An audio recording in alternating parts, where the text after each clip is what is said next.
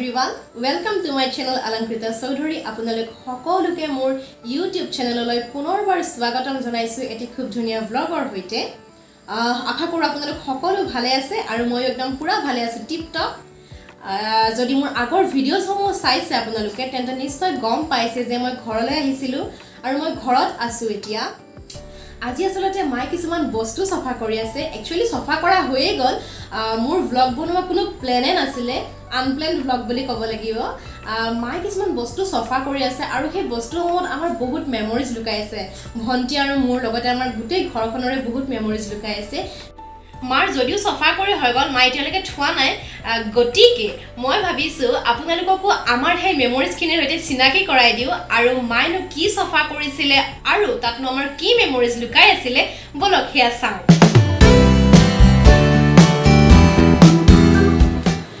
যিহেতুকে আপোনালোকক কৈছিলো যে মাই কিছুমান বস্তু সফা কৰি আছে আৰু সেই বস্তুসমূহত আমাৰ বহুত বেছি মেমৰিজ লুকাই আছে আৰু সেই বস্তুসমূহে হৈছে আমাৰ এই ট্ৰফিজসমূহ আৰু আমাৰ এই ট্ৰফিজসমূহ সযতনে ৰখা মানুহগৰাকী হৈছে আমাৰ মাই বহুত ধুনীয়াকৈ সযতনে আমাৰ এই ট্ৰফিজবোৰ ৰাখে মোৰ একচুয়ালি একো মনতে নাই গতিকে মাহতে যেহেতুকে জানিব যে মা তুমিয়ে কোৱা মই প্ৰথম গীত মানে গান কেতিয়াৰ পৰা গাইছিলো তুমি মাতুনোৱাৰ পৰা গান গাইছিলা আৰু প্ৰথম ষ্টেজত কেতিয়া উঠিছিলো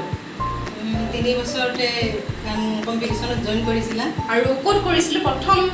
পাৰফৰমেন্স নামৰূপ সংগীত মহাবিদ্যালয়ত কৰিছিলা আচ্ছা তোমাৰ মনত আছে ভালকে আছে কি পিন্ধি গাইছিলো এই ফ্ৰক পিন্ধি গাইছিলা ফৰটা ফ্ৰক পিন্ধি গাইছিলো আৰু মই যেতিয়া প্ৰথম পাৰফৰমেন্স কৰিছিলো তোমাৰ কেনেকুৱা লাগিছিলে ভাবিব নোৱাৰা একেবাৰে ক'ব নোৱাৰা খুব ভাল লাগিছিল তো লাগিব ন প্ৰথম প্ৰগ্ৰাম কৰিছিলো প্ৰথম ষ্টেজত উঠিছিলো প্ৰত্যেক মাক দেউতাকৰে নিশ্চয় ভাল লাগিব যেতিয়া তেওঁলোকৰ সন্তান দিয়ে প্ৰথম ষ্টেজত উঠি কিনে এটি গীত পৰিৱেশন কৰিব নিশ্চয় ভাল লাগিব এতিয়া ভিডিঅ' কৰি আছে মোৰ ভন্টি তাইৰ লগত এটা সাংঘাতিক ডাঙৰ কাহিনী আছে গতিকে এতিয়া তাইক আসলতে কেমেৰাৰ পিছফালে নহয় কেমেৰাৰ আগফালে আনিম আৰু সেই কাহিনীটো আমি দুইটাই আপোনালোকক জনাই আছো আৰু বেক কেমেৰাৰ পিছফালে থকাজনীক একদম ফ্ৰণ্টত লৈ আনিলো যিহেতুকে এটা কাহিনী আছে বুলি কৈছিলো আপোনালোকক কাহিনীটো আসলতে নামৰূপত ঘটা কাহিনী যেহেতুকে আমি নামৰূপত আছিলো পাপাৰ কৰ্মসূত্ৰে আমি নামৰূপত আছিলো পাপা নামৰূপ মিউজিক কলেজৰ প্ৰিন্সিপাল আছিলে গতিকে পাপাৰ কৰ্মসূত্ৰে আমি নামৰূপত আছিলো তেতিয়া কোন আছিলে এপিএল স্কুলত আছিলে ন একচুৱেলি আমাৰ বহুত বেছি ভালকে মনত নাই মোৰ তথাপিতো অকমান মনত আছে নথকা নহয় এপিএল ক্লাবত একচুৱেলি এবাৰ কম্পিটিশ্যন হৈছিলে তেতিয়া মই অকমান ডাঙৰে মই পাৰ্টিচিপেট কৰিব পাৰোঁ একচুৱেলি কিহৰ কম্পিটিশ্যন আছিলে মোৰ সিমান সঠিককৈ মনত নাই জ্যোতিপ্ৰসাদ নহ'লে বা বিষ্ণুপ্ৰসাদ ৰাভাদেৱৰ গীতৰ প্ৰতিযোগিতাই আছিলে তেতিয়া এই মানে ভণ্টি অকমান খোজ কাঢ়িব পাৰেহে ভালকে খোজ কাঢ়িবই নোৱাৰে তো বায়েকক গীত পৰিৱেশন কৰা দেখা পায় তাইও গীত পৰিৱেশন কৰে তাৰপিছত পাপাই তাইক লৈ গ'ল গীত পৰিৱেশন কৰিবলৈ আৰু যেতিয়া ৰিজাল্ট ডিক্লেয়াৰ কৰিলে ৰিজাল্ট এনাউন্স কৰিলে যেতিয়া মই প্ৰাইজ পালোঁ প্ৰাইজ আনিবলৈ গ'লোঁ তো তাই পুৰা কান্দিব ধৰিলে প্ৰাইজ নাপালোঁ বুলি কিন্তু প্ৰাইজ নেপালোঁ নহয় একচুৱেলি তাহাঁতৰ ইমান সৰু বাচ্চাৰ কাৰণে নাছিলেই শাখাই তাই একদম খোজ কাঢ়িব পৰা হৈছিলে মাত্ৰ খুটুক থাপাক নে কিবা বুলি কৈ যে সেনেকৈ মাত্ৰ খোজ কাঢ়িছিলে মাত্ৰ তাৰপিছত তাই প্ৰাইজ দেখা নাপায় পুৰা কান্দিব ধৰি পাপাই কি কৰিলে মানে এতিয়া ট্ৰফিনো ক'ত বিচাৰি যাব পাপাই কি কৰিলে ওচৰত এখন দোকান আছিলে ওচৰত দোকান এখন বিচাৰি তাই ট্ৰফি পোৱা বুলি কৈ মানে প্ৰাইজ পাইছে তাইও কম্পিটিশ্যনত সেই বুলি কি দিছিলে জানেনে পাপাই এইখন আনি দিছিলে কেনেকুৱা ঠগন খাইছো চাওকচোন কেনেকুৱা ঠগন খাইছো অকণ থাল যিয়ে নহওক তাৰপৰা এইখন বাৰু পাপাই তাক আনি দিছিলে দেই এইটো এটা মানে সাংঘাতিক মেমৰি আৰু একদম আৰু ভালো লাগে অৱশ্যে ভাবি হে একদম কণমানিজনী বায়েকক দেখি পুৰা ষ্টেজত উঠি গৈছে জোচে বেলেগ সৰুতে জোচ বেলেগ এইটো এটা সাংঘাতিক আৰু খুব ভাল লগা মেমৰি আচলতে আমাৰ ন বহুত ভাল লগা মেমৰি আচলতে এনেকুৱা বহুত মেমৰিজ আছে আচলতে আৰু ইয়াত থকা যিমান ট্ৰফিজ আছে এইবোৰ ট্ৰফিজ আমি দুইজনীয়ে পোৱা আচলতে আমি দুইজনীয়ে গীত নৃত্য তবলা আৰু ভাৰত নাট্যমত নৃত্য প্ৰতিযোগিতাত আচলতে আমি এইসমূহ পুৰস্কাৰ পোৱা দুইজনীয়ে নৃত্যত বেছিকৈ ভণ্টিয়ে পাইছিলে অৱশ্যে আৰু আৰু আৰু এইখন দেখাবলৈ আছে নহয় আপোনালোকক আৰু এইখন আচলতে বহুতেই বেছি স্পেচিয়েল ইয়াত থকা প্ৰত্যেকবোৰ ট্ৰফিয়ে বা প্ৰত্যেকবোৰ এৱাৰ্ডে আমাৰ বাবে বহুত বেছি স্পেচিয়েল তথাপিও এইখন অকণমান বেছি স্পেচিয়েল যিহেতুকে এইখন সদৌ অসম ভিত্তিত তবলাবাদন প্ৰতিযোগিতা পাতিছিলে নাহৰকটীয়াত আৰু সেই সদৌ অসম ভিত্তিত তবলাবাদন প্ৰতিযোগিতাত মই প্ৰথম স্থান লাভ কৰিবলৈ সক্ষম হৈছিলোঁ প্ৰতিযোগিতাখন পাতিছিলে দিহিঙপুৰীয়া সাংস্কৃতিক সমাৰোহ নাহৰকটীয়া আৰু এইখন প্ৰতিযোগিতা হৈছিলে 30 মে 2007 চন তেতিয়া মই ক্লাছ 7ত আছিলোঁ আৰু এইখন প্ৰতিযোগিতাত মই আচলতে প্ৰথম স্থান লাভ কৰিবলৈ সক্ষম হৈছিলোঁ গতিকে এই চিটটো আচলতে মোৰ বাবে বহুতেই বেছি স্পেচিয়েল আমাৰ ঘৰৰ কাৰণে বহুত বেছি স্পেচিয়েল আমাৰ আৰু এটি স্পেচিয়েল বস্তু দেখুৱাবলৈ আছে আপোনালোকক গতিকে স্পেচিয়েল বস্তুটো দেখুৱাই দিওঁ ন এখেত চকলেট খোৱাত ব্যস্ত মোকো দিয়া অকণমান খাৱা খামটো চকলেট শ্বেয়াৰ কৰিব মনেই নাযায় আপোনালোকে খাব নেকি এই আলৈ লওক তো স্পেচিয়েল বস্তুটোনো কি হয় আপোনালোকক দেখুৱাই দিওঁ তো ব'লক আমি স্পেচিয়েল বস্তুটো চাবলৈ যাওঁ আৰু স্পেচিয়েল বস্তুটো হৈছে এইটো তো আপোনালোকে ধৰিব পাৰিছেনে নাই পৰা নাজানো এইখন কি হয় তো অকণমান আপোনালোকে খুলি দেখাই দিওঁ তেতিয়া আপোনালোকে নিশ্চয় ধৰিব পাৰিব কি হয় এইখন তো আমি খুলিবলৈ উলিয়াইছোঁ তো ধৰিব পাৰিছেনে এইখন হৈছে হাৰমনিয়াম দেখিছে এইখন হাৰমনিয়াম তো আপোনালোকে হাৰমনিয়ামখন একদম সৰু দেখিছে হয়নে এইখন হাৰমনিয়াম আচলতে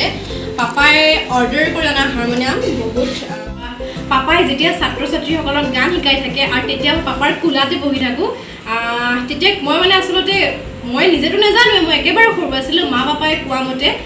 যে মই তেতিয়া মানে হাৰমনিয়ামখনৰ ওপৰতে বহি কিনে হাৰমনিয়াম বজাবলৈ চেষ্টা কৰোঁ আৰু পাপাই সেয়া দেখি মোক এইখন হাৰমনিয়াম কিনি আনি দিছিলে মোটামুটি 2.5 বছৰমান বয়সতে চাগে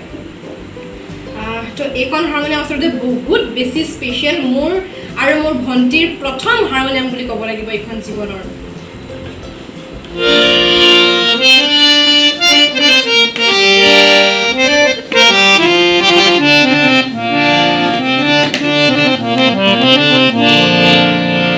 ইমান ভাল লাগে নহয় এতিয়াও মানে